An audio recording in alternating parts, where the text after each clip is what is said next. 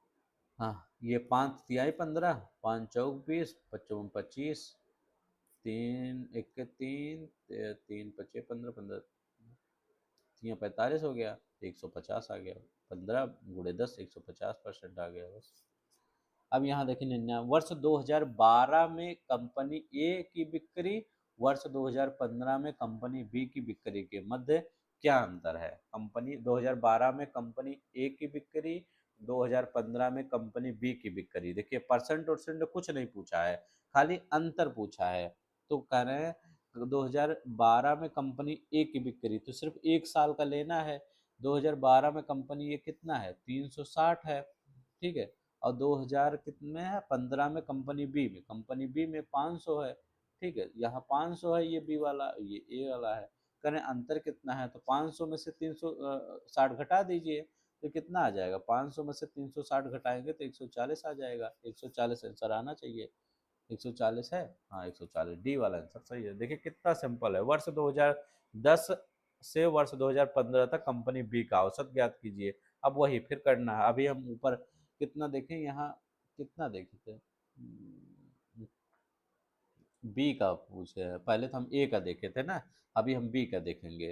तो यहाँ पर हम बी में देखेंगे, कंपनी बी का औसत देखना है, तो हम जोड़ लेंगे। यहाँ पर हम जोड़ देते हैं, तो यहाँ पर 100 जोड़ेंगे। ये देखिए पहले यहाँ पे 100 है ना, 100 जोड़े, औसत पूछता है 150 भी जोड़ेंगे, 150 जोड़ देंगे, फिर 375 जोड़ देंगे, फिर 400 जोड़ देंगे, फिर 350 जोड़ देंगे, फिर 500 जोड़ देंगे, ठीक है।